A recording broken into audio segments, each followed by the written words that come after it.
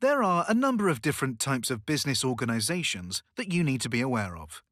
In this pod, we'll focus on multinationals. A multinational is a company that has its headquarters in one country but produces and sells its products in at least one other country.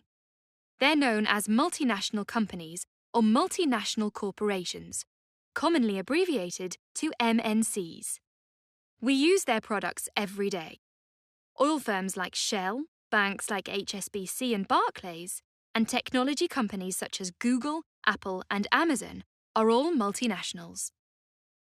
These companies are the biggest type of business organization and are often public limited companies.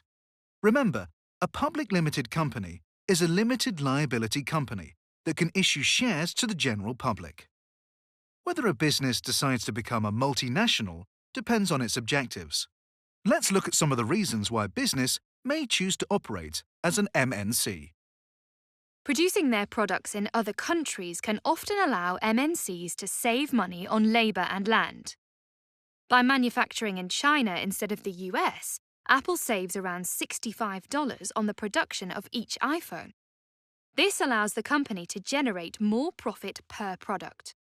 After producing their products in a host country, an MNC will then sell them around the world.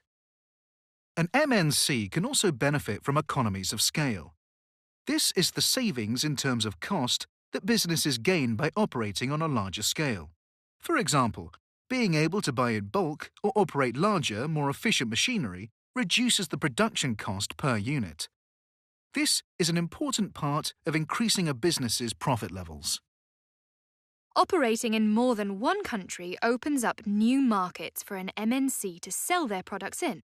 Toyota, the Japanese car manufacturer, has a factory in the UK, giving the company access to the large European market. As well as increasing sales, selling its products in more than one market helps to spread the risk for an MNC.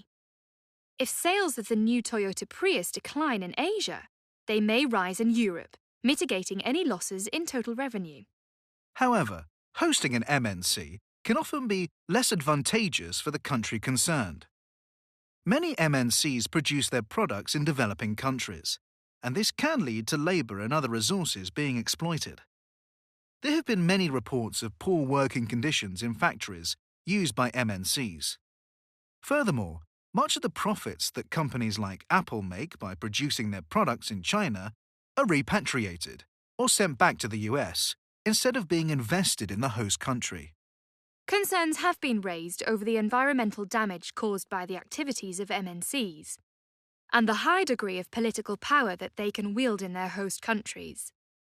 Overall, an MNC's objective of expansion and increased profits can have a detrimental impact on the social, economic, and political climate of the often less developed host countries.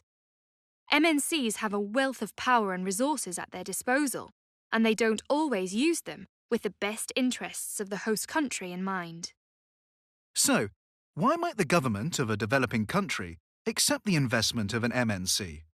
Well, it can often provide huge employment opportunities. Foxconn, which manufactures products for companies like Microsoft, Sony and Amazon, as well as Apple, employs over 1 million people. Employees will be trained in new skills, which can boost their income and provide an improved standard of living. This increase in income can then provide greater tax revenue for the government to spend on health, education, or infrastructure. A government that hosts the production process of a large, prestigious MNC may also benefit from an improved reputation. Finally, the growth in exported goods can improve the country's trade balance, while increasing the provision of goods and services domestically. While MNCs can provide benefits to host countries, it's important that their activities are properly regulated to prevent exploitation.